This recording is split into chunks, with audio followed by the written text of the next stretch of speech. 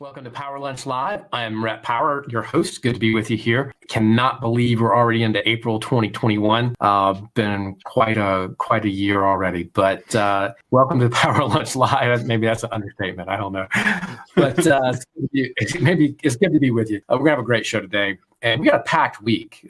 We've got Michelle Moore tomorrow. We've got Meredith Bell on Thursday. So we got a big week here. It's the first time I've done 3 shows in a week in a while. I've been a little lazy, but anyway, this week April is going to be jam packed. We've got shows 3 or 4 days a week every week this month. So anyway, coming out of our post-pandemic haze, I think something like that. But anyway, the point of Power Lunch Live is to have today's thought leaders, best-selling authors, people who are doing amazing work in the world that we can all learn from in our businesses so that we can do our stuff better, so we can be better at what we do. That's the whole point of the show. It is interactive if you participate. So you get on the computer, type in a message. We're on LinkedIn Live, Facebook, Twitter, YouTube, Twitch, and whatever, God knows what else. And so you can interact with us. We actually pay attention to the feed. And, Dylan, I'm sure, wants to answer your questions as best as he can. So we're going to get to that in just a second. Right? Interact with us. Get to, ask your questions. That's the whole point. Dylan Ogline is a high school dropout from a small country town in Pennsylvania. He started his first business when he was 14, selling cell phones. I find that absolutely fascinating. He's now a leading expert in direct response advertising and business growth. He's built multiple multi-million-dollar businesses, and now he's turned his focus to helping others start their own businesses. Dylan, welcome. Hey, Rhett. Thanks for having me. It's a pleasure to be here. And I did not know that we're on Twitch right now. So that's are you sure? That's incredible. It's my first time being on Twitch then. Is it? Right? Yeah. We're cutting edge, leading edge here, right, at Power Lunch Live. Setting the trends. I got to be honest, I've done a ton of podcasts. This is the one I've most looking forward to because of the live element and getting people's questions. I've only done that like 2 or 3 times before, and I absolutely loved it. So looking forward to it, man. Well, let's have some fun. So what is, I think, I work with a lot of entrepreneurs, a lot of people who are doing their own thing, and they're usually pretty savvy at whatever that thing is. And it's not usually the advertising, the digital space. It's a technical thing. And so when we start talking about digital advertising and digital direct response, eyes kind of roll in the back of the head, and you get that kind of glazed over look, like, oh God, what is? I mean, it's tough to get your head around. Mm-hmm. It's complicated. They make it more and more complicated every day.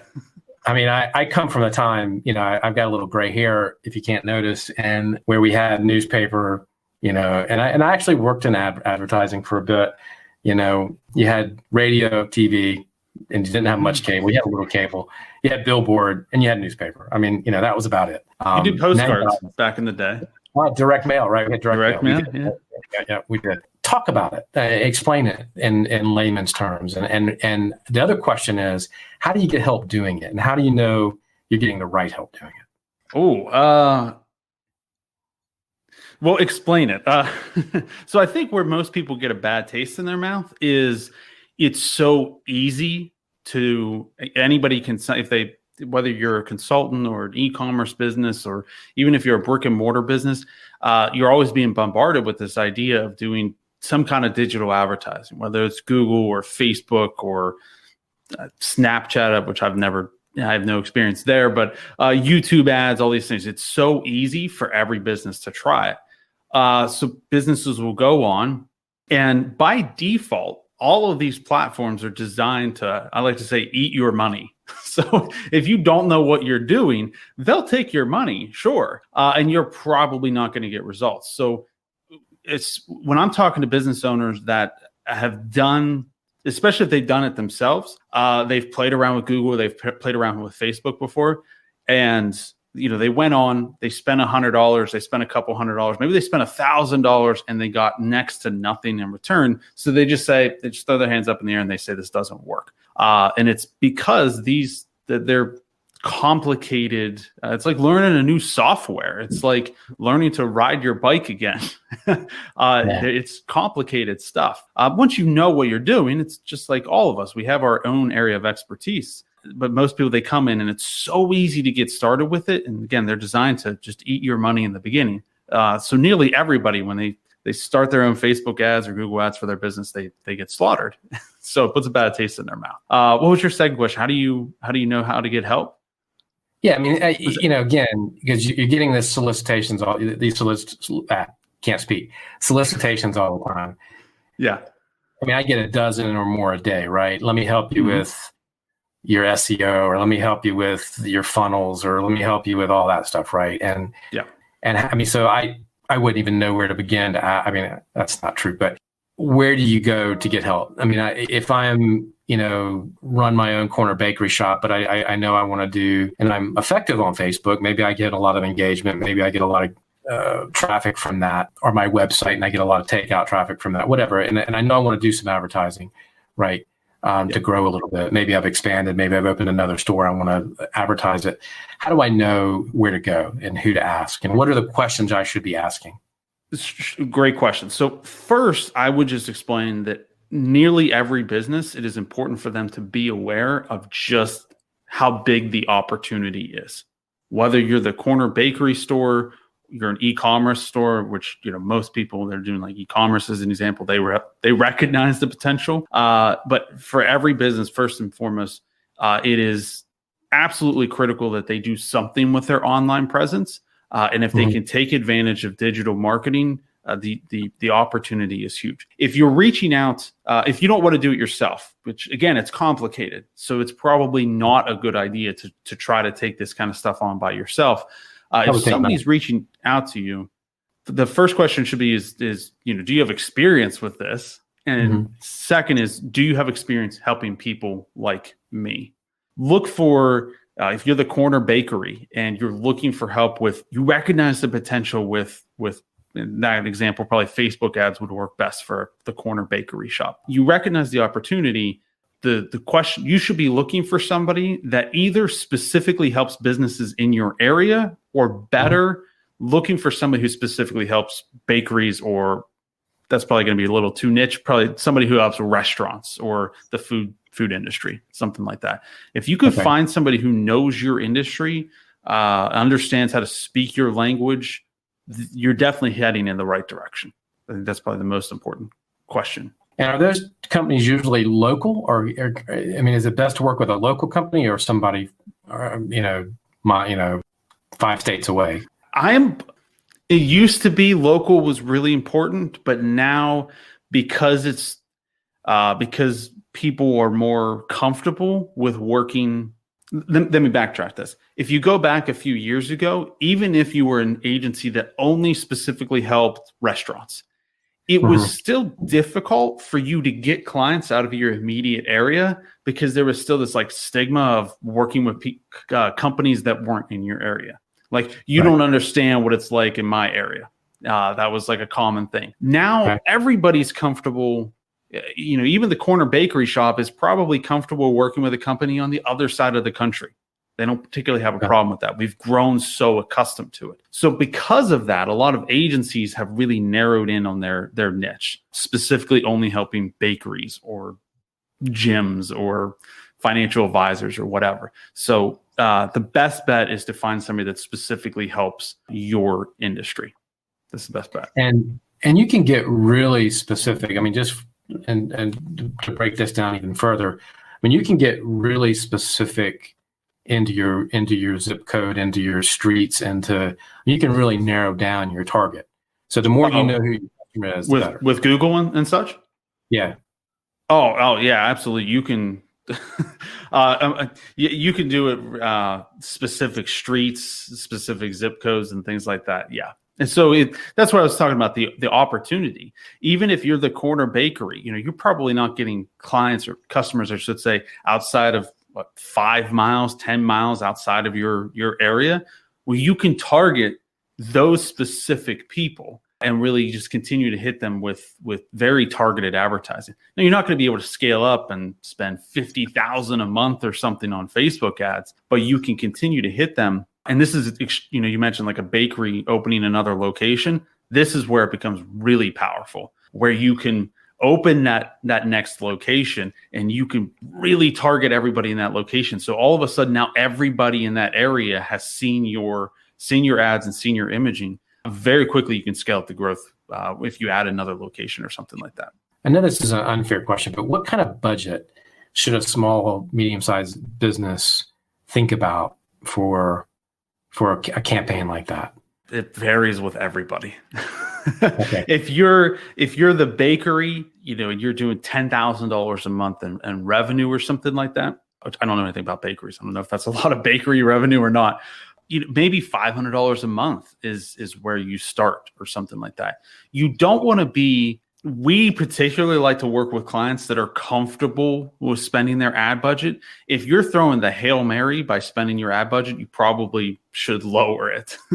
It's probably too much. But if you're an e-commerce business and you're doing several $100,000 a month in revenue, spending 10 grand a month on Google or Facebook should be no problem at all. So again, it really depends on everybody's particular situation. But most important, I think, is you shouldn't be uncomfortable with spending it. That's really critical. How do you know if you're a business like that, what platforms are working for you? This is where working with an agency that knows your industry is very, very important. If you're not doing digital marketing, if you just want to, you're interested in this whole social media thing, I like to generally recommend, like, if you're a visual business, a bakery is a great example. A gym is an incredible example. A photographer, stuff where you can post content all the time, showing visual results, showing visual customers. That's those are the types of people that are really going to thrive on Facebook, Instagram, YouTube, as an example. If you're a manufacturing firm, don't waste your time on Facebook or Instagram or YouTube or anything like that. Maybe for YouTube, but really it's mostly if you're just a visual business. So if you're a service business, like a office supply place, right? Yeah. Or some sort of services consulting business or some sort of, you might want to look at something like LinkedIn, right? So you definitely don't want to waste your time on areas where you're not going to get any result. If you're, again, this is where it's important to, one of our verticals that we work in is online consulting businesses, and Facebook ads are extremely successful with that niche. Absolutely. Okay. Yeah. Again, this is why it's important to work with somebody who understands your industry and understands your niche. The verticals that I work with, I know what works. I know what doesn't work. I'm against, I think every business should have a LinkedIn, pretty much. I think even the corner bakery, that business owner should have a LinkedIn. I just think it's important. But unless you're doing like guerrilla type, reaching out to people on LinkedIn, I'm more for other platforms in terms of advertising. It's interesting. I hadn't heard a lot of consultants say they've been successful on Facebook. So you and I need to talk. So you talk about building things to break and how to be lean, mean, and scrappy when starting a business. Yes. Talk about that a little bit. Absolutely. So let's talk about the consultants as an example. So most of the consultants that I'm working with are those who have training programs, online education training programs. Mm-hmm. They're typically working with the end user. They're not selling their consultancy to Microsoft or Coke or any big firm or anything like that. What happens is a lot of people, when they're starting that business, they will spend years. I've seen several people spend 2-3 years perfecting all the systems and the operations and everything to get ready to scale up. And it's like, did you ever go and sell anybody? Are you generating any revenue? Are you actually going out and getting customers? And the answer most of the time is no. This is like I'm building the business while I'm working my full-time job or something like that. Right. So I like to, get out there tonight, like go try to sell customers tonight on your product, your service. Even if you don't have it built, even if you don't know 100% how to deliver the service yet, go out and try to sell it to people to make sure that you have product market fit. That's a system that'll obviously break. You're building it to break. But you're figuring out, your MVP, your minimal viable product, or your MVS, your minimal viable service, which is absolutely critical. So build it to break, get things out there into the marketplace, prove that you have that product market fit, and then fix things and scale things up from there. Yeah, that's good advice. So, one of the things I wanted to ask you about today was your journey, and so now you've kind of shifted your focus, if my understanding is right, to helping others start their own agencies and their own businesses. Yes. Why'd you make that shift? Short answer is I'm more passionate about it. I've had a lot of the medium length answer. I've had a lot of coaches, a lot of mentors. I wouldn't be where I am if it weren't for those mentors and those coaches that I've had. They've had a massive impact on my life, both in business and my personal life. When I was younger, when I was back in high school, I had an interest I was a hockey player, and I had an interest in being some kind of coach, but I didn't really know where that would go. Right. But I didn't want to be broke. I didn't want to be poor. And a lot of like amateur hockey coaches, they don't get paid, or it literally costs them money to do it. So it was like, that'll be on the back burner. Eventually started to get some success in business. And something that I found that I kept going back to was mentorship. I would be at industry events or something like that. Back pre-COVID, back when people would get together in groups. It was a really odd time. But I would meet people and, I would tell them about my business, and they'd be like, cool, can you teach me or something like that? I was not making money from it, but I found that I kept gravitating towards that because it was just, it's something I'm extremely passionate about, and it's much more fulfilling. Not that I don't like the agency. I absolutely love my agency. It's successful, makes a great income. I love working with the clients, but the education company and actually helping individuals is infinitely more fulfilling, personally fulfilling. I can see that. It makes sense to me. One of the things that you also coach is about showing your value and stop hiding behind low prices. I mean, I see this a lot in my coaching practice and in my business, particularly with startups and people who are just starting in business, and really undervaluing what they have. Talk about that. How do you coach people out of that? Because it is a mindset, right? How do you coach people out of that? Well, I think the mindset comes from most people when they're starting out, whether they are starting an agency. I used to help people start web design businesses, web design agencies. It could be a photographer. It could be a consultant, somebody who's just starting out in consultancy. What happens is you fall into this mindset of thinking, well, I need to get my first few clients, and the best way to do that is to lower my prices, right? So, and in your mindset, you're like, I'm going to lower my prices, I'm going to get a few clients, and then I'll get referrals from that. In theory, it works. But the problem is let's say I use the example of the web design business. Let's say you do a website for somebody for half off, and you do a great job. And their friend sees that website, another business owner sees that website. The first question they ask is, who did it for you? Second question they ask is, how much did they charge? So you end up in what I like to call a price trap situation, where you're charging below what you feel you are worth. All your business is coming from referrals. And all these people are coming into the situation with a price point in mind. And if you double your prices, like, that's odd. People aren't going to be feeling comfortable with that. If you did a website for, say, $1,000, and then this new client comes on and they're like, oh, it's $2,000, and they're like, wait a second, you just did John's website for $1,000.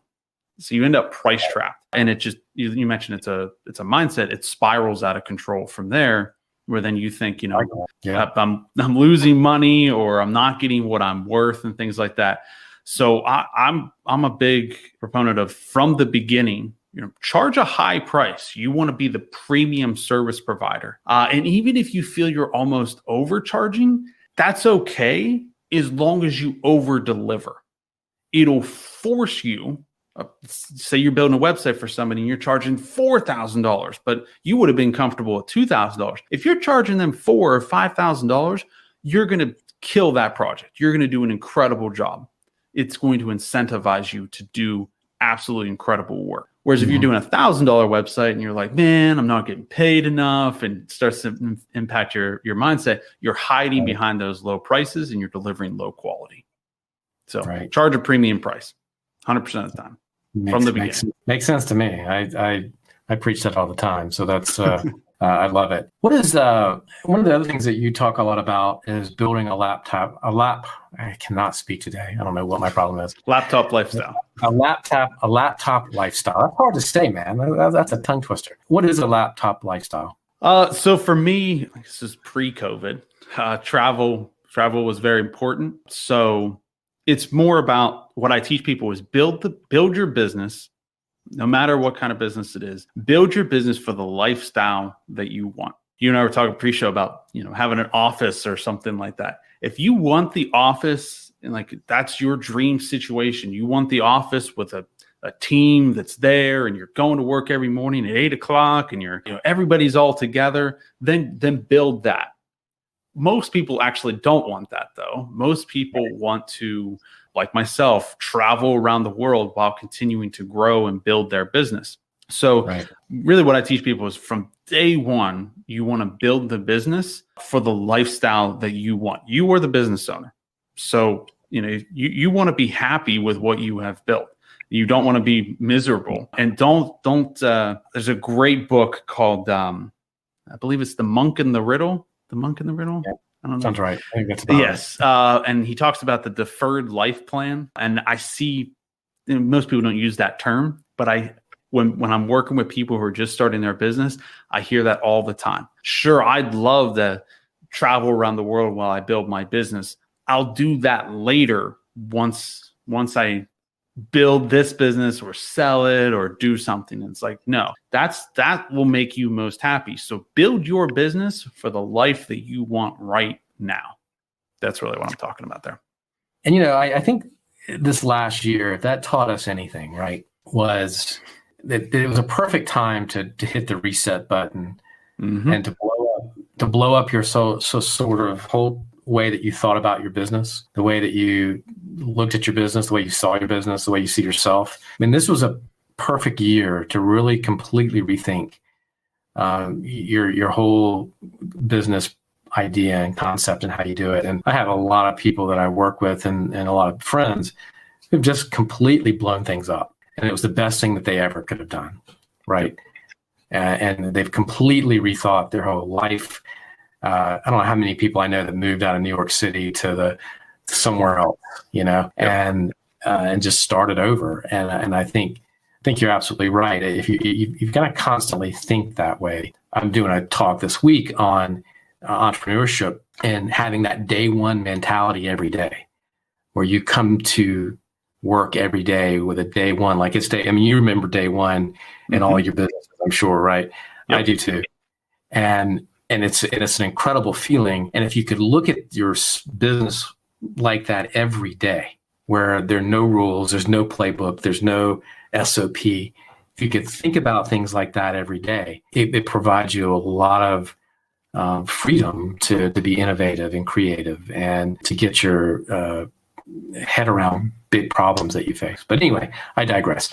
I hate to cut it short, man. We're out of time. But yeah, I guess so. You want to say something? Go ahead. No, I think I'll try to make this as fast as I can. What you mentioned was absolutely critical, that day one mentality.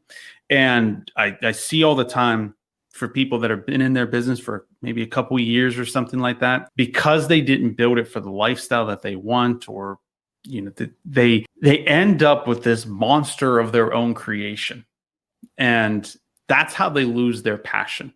So for those of you out there who are starting your own business, you're on the ground floor and you have that day one mentality, make sure you design the business in such a way that it gives you the lifestyle that you want, because I think that is the key to not losing that passion, not losing that energy. It's not about the money. It's about having that, continuing to have that passion. That's when you really end up doing really good work and building something that's actually worthwhile. So, right. And none of us, I don't think any of us, start a business not dreaming about what that lifestyle could be. Mm-hmm. Right? That's one of the reasons we all do it. And so don't get caught up into that endless cycle, right? Where you get burned out and you get tired and because that's a business killer right there. I mean, that's how they fail all the time. Yeah, and that's just as bad as working in some cubicle to me. Soul sucking. So, Hey, Dylan, it's been a pleasure to have you on, man. Let's stay in touch. I'd love to pick your brain and get some help and thought partnership on some things. So let's do stay in touch, and Absolutely.